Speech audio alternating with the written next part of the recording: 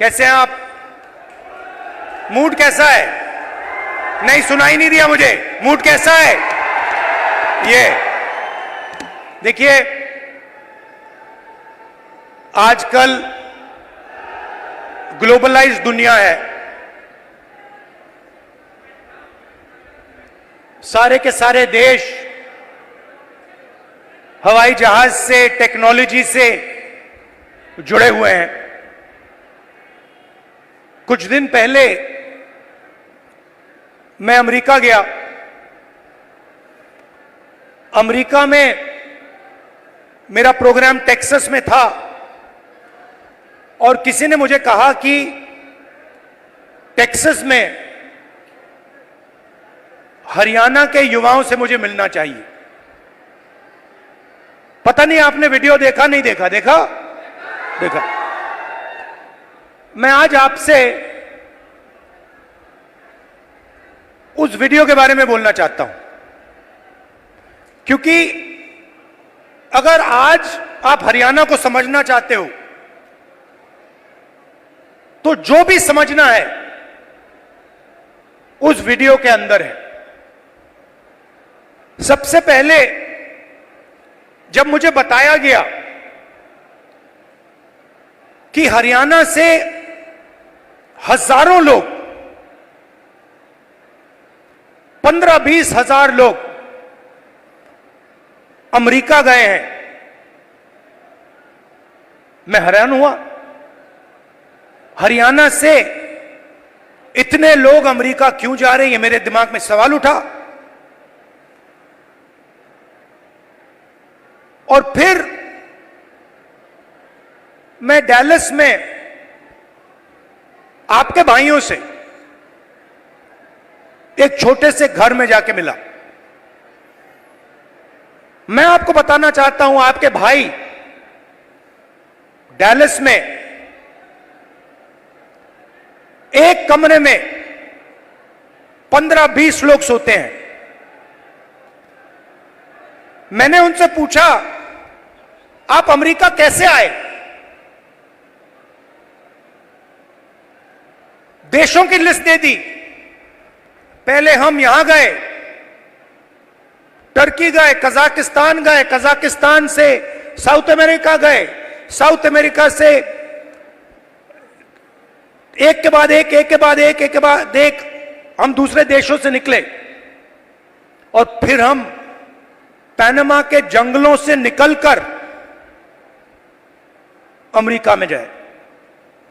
America में हमें रोका गया, पकड़ा गया और अब हम अमेरिका में हैं। रास्ते की कहानी बताई। राहुल जी, रास्ते पे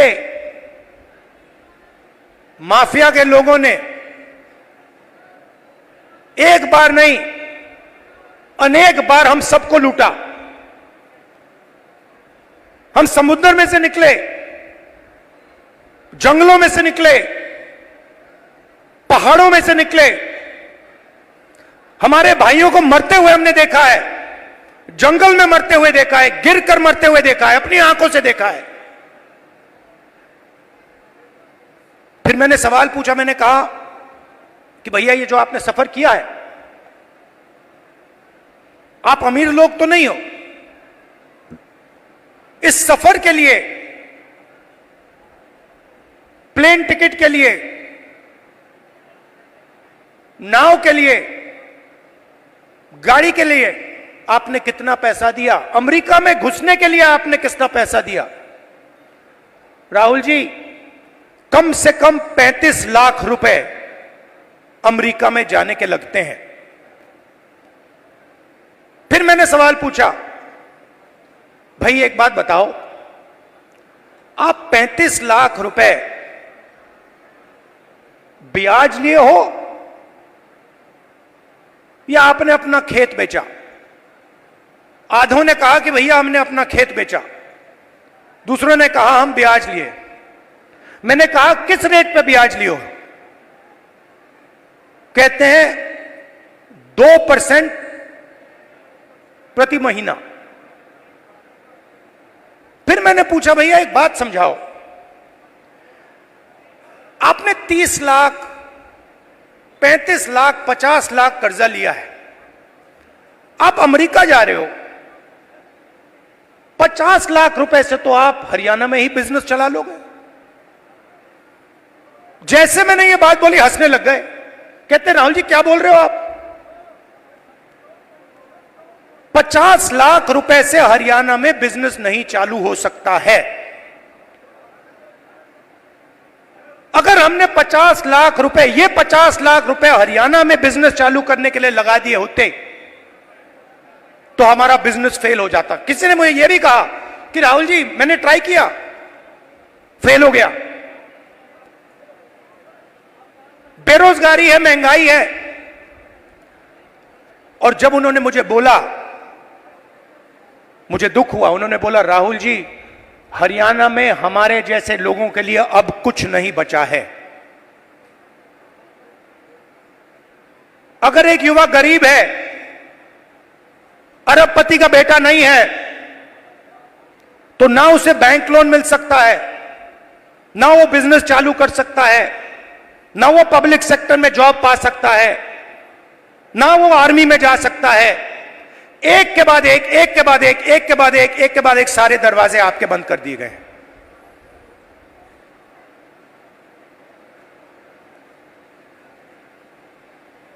मैं जब उस घर से निकला, मैं सोच रहा था कि अगर इनकी ये हालत है तो इनके बच्चों की क्या हालत है। ये तो यहां है, कोई ट्रक चला रहा है, कोई जॉब कर रहा है, पैसा कमा रहे हैं। मेरे माइंड में आया कि इनके बच्चे क्या कर रहे हैं, इनकी फैमिली क्या कर रही है। कमरे में मैंने बात उठाई थी, मैंने कहा कि आप फैमिली से मिलते हो? नहीं राहुल जी, हम 10 साल के लिए अपने बच्चों से नहीं मिल पाएंगे, अपने परिवार से नहीं मिल पाएंगे, हमारे माता पिता मर जाएंगे मगर हम वापस नहीं जा पाएंगे। और फिर एक व्यक्ति ने मुझे कहा राहुल जी एक काम कीजिए, जब आप वापस हिंदुस्तान जाएंगे तो आप 5 मिनट के लिए हमारे परिवारों से मिल लीजिए और उनको कह दीजिए कि हम ठीक हैं, हम सलामत हैं। मैंने उनसे कहा कि भाई बताओ, आपके पास तो मोबाइल फोन तो होगा, वीडियो कॉल करते होगे, तो उनको तो मालूम होगा। वो मुझे कहते हैं नहीं राहुल जी, वो मानते नहीं है, हम वीडियो फोन पे कॉल करते हैं और हमारे बच्चे मानते नहीं है कि हम ठीक हैं। अजीब सी बात है। फिर मैं करनाल गया सुबह 4 बजे, कि मैं चाहता था कि मीडिया वाले ना पकड़ लें, मुझे तंग करते हैं। मैंने इनको मित्रों कहा, मतलब ये हैं अदानी के मित्र, अंबानी के मित्र।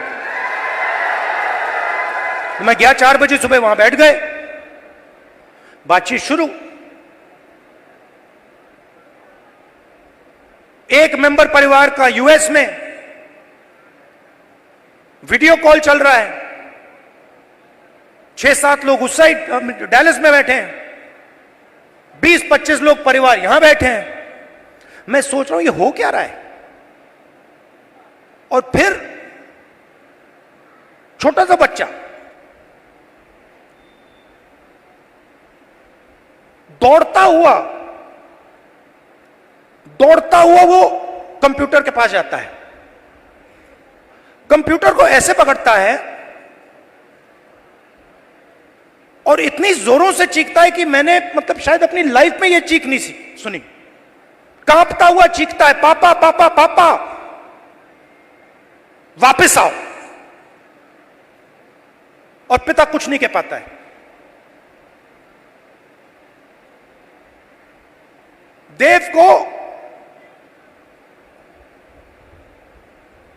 देव की आंखों में आंसू, चिल्ला रहा है।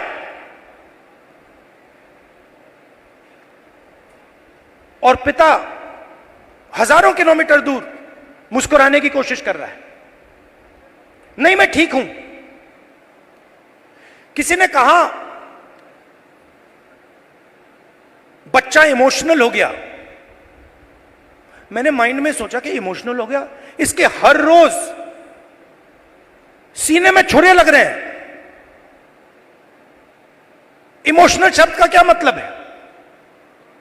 वो अपने पिता को 10 साल के लिए नहीं देखेगा, छू नहीं पाएगा, गले नहीं लग पाएगा। क्यों? क्योंकि हरियाणा की सरकार ने हरियाणा को नष्ट कर दिया है, खत्म कर दिया है। वो देव की चीखें नहीं थी, वो हरियाणा के हर युवा के चीखें हैं। और जब वो बोल रहा था, मैं सोच रहा था कि इलेक्शन सब कुछ ठीक है, मगर हरियाणा में जो लाखों बच्चे इस प्रकार से रो रहे हैं, चीख रहे हैं, कांग्रेस पार्टी का काम उनके आंसू को पोंछने का है, उनके चीखों को बंद करने का है।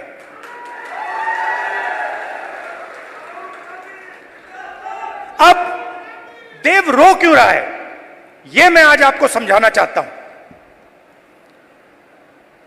नरेंद्र मोदी जी ने, हरियाणा की सरकार ने सिस्टमैटिकली इस देश का जो रोजगार का सिस्टम है उसको खत्म किया है। वो जो युवा अमेरिका गए हैं, छोटे से घर में 20-25 एक कमरे में रह रहे हैं। एक वहां पे था जिसको एक्सीडेंट हो गया, चल नहीं पा रहा है। उसकी मां मुझे कहती है, राहुल जी मैं तो बेटे से मिलना चाहती हूं। मैं कहना नहीं चाहता था, कैसे मिलोगी? वो 10 साल के लिए वापस नहीं आ सकता। तो बच्चे चिल्ला रहे हैं, माताएं चिल्ला रही हैं, पूरा परिवार चिल्ला रहा है। क्यों? क्योंकि हरियाणा में रोजगार नहीं। नरेंद्र मोदी क्या करते हैं? काले कानून लाते हैं। जो है आपके पास, जो आप पूरे देश को देते हो, वो भी छीनने की कोशिश करने हैं। कल मैं जम्मू कश्मीर गया, वहां पे कंप्लेंट आ रही है, भैया हमारा सेब का पूरा बिजनेस ठप हो गया, अदानी जी को दे दिया है। हिमाचल में सेब का बिजनेस अदानी को जाता है, यहां पे आपको सही दाम नहीं मिलता है, स्टोरेज कंटेनर उनके।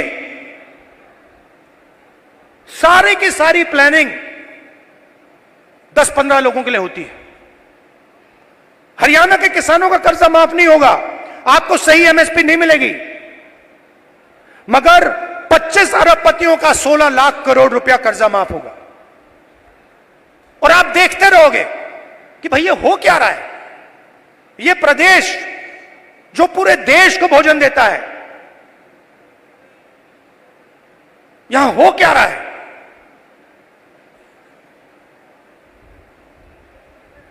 हरियाणा में ड्रग प्रॉब्लम है। उन्होंने मुझे बताया कि राहुल जी हरियाणा में ड्रग प्रॉब्लम बढ़ती जा रही है। गुजरात में अदानी के पोर्ट में हजारों किलो ड्रग्स पाया जाता है। आपने देखा 3000 किलो हेरोइन उनके पोर्ट में पाया जाता है। किसी को सजा हुई? मीडिया में लिखा? एक शब्द नहीं। एयरपोर्ट उनको चले जाते हैं, पोर्ट्स उनको चले जाते हैं। मोबाइल फोन चलाओ, जेब से पैसा उनको जाता है। सड़कों पे चलो, जेब से पैसा उनको जाता है। हवाई जहाज में जाओ, खरीदो, सारा का सारा उनके हाथ में। आपके लिए क्या? गलत जीएसटी, नोटबंदी। क्यों? क्योंकि छोटे व्यापारियों को, स्मॉल मीडियम साइज बिजनेसेस की हत्या करनी है, खत्म करना है। क्यों? क्योंकि ये 10-15 लोग चाइना का माल हिंदुस्तान में बेचना चाहते हैं, बनाना नहीं चाहते। जो आप काम करते हो, जो छोटे बिजनेस वाले करते हैं, हाथ से बनाते हैं, वो नहीं करना चाहते। जो हिंदुस्तान में बनाता है उसको खत्म करना चाहते हैं और चाइना का माल हिंदुस्तान में बेचना चाहते हैं। लिस्ट निकालिए कंपनियों की, चाइनीज कंपनियों की लिस्ट निकालिए और देखिए उनका हिंदुस्तान में पार्टनर कौन है। चाइना के युवा को फायदा मिल रहा है, चाइना की सरकार को फायदा मिल रहा है, अरबपतियों को यहां फायदा मिल रहा है, नरेंद्र मोदी जी की मार्केटिंग हो रही है और देव चिल्ला रहा है, चीख रहा है, मेरे पापा को वापस लाओ, मुझे अपने पापा चाहिए। मैं सोच रहा था जब मैं घर जाऊंगा मैं देव के लिए थोड़े खिलौने भेजूंगा, फिर मैंने सोचा क्या मतलब, खिलौने से क्या होगा, फुटबॉल से क्या होगा, क्रिकेट बैट से क्या होगा, वो तो अपना पापा चाहता है। तो ये हरियाणा की हालत है और ये हम बदलना चाहते हैं।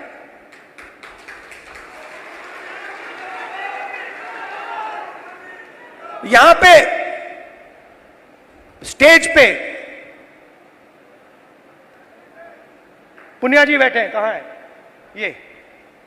ये और इनके जैसे लोग गोल्ड मेडल पाते हैं। मैं इनके जिम में गया,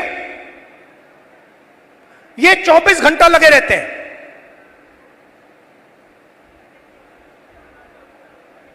24 घंटा। क्यों? गोल्ड मेडल चाहिए।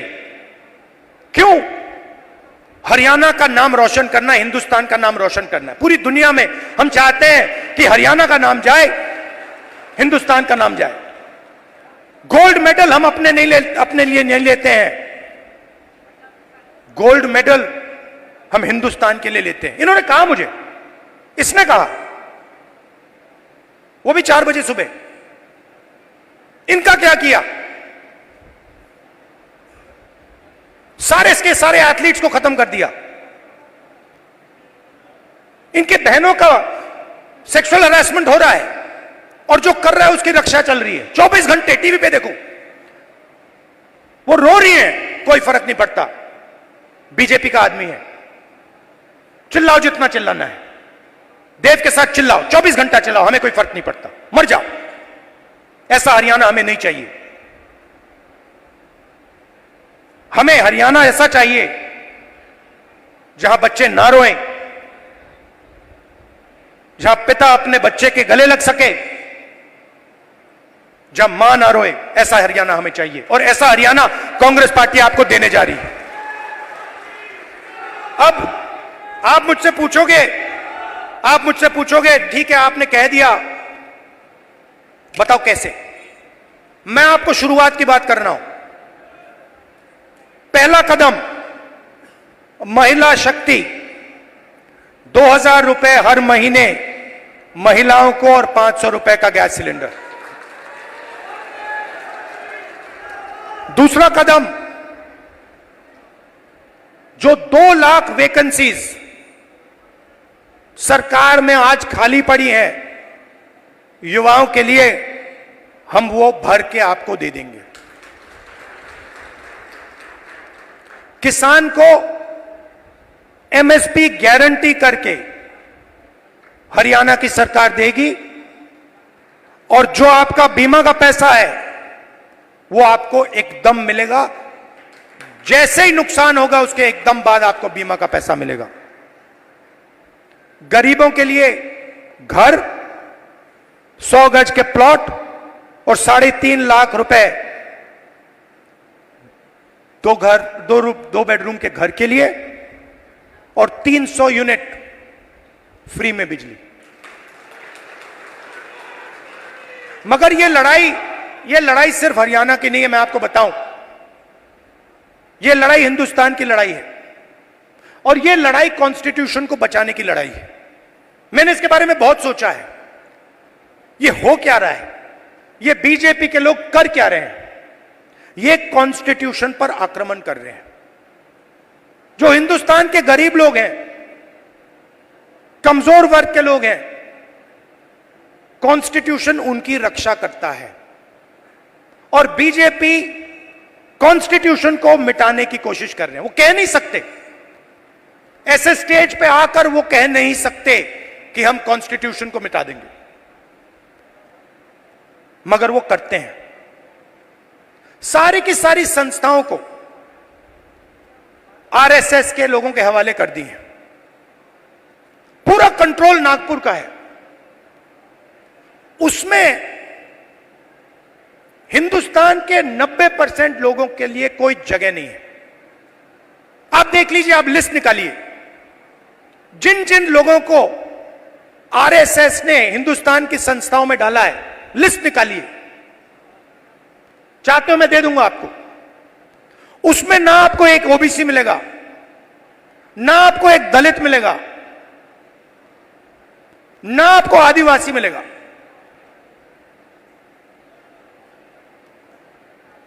तो खोखला कर रहे हैं देश को। इलेक्शन कमीशन में अपने लोग, ब्यूरोक्रेसी में अपने लोग, मीडिया में अपने लोग, इंटेलिजेंस सर्विसेज में अपने लोग, और 90% हिंदुस्तान के लिए कुछ नहीं। इसलिए हमने चुनाव में जाति जनगणना की बात की। हिंदुस्तान में किसकी कितनी आबादी है, यह हम जानना चाहते हैं। अब इसमें कोई गलत बात तो नहीं है।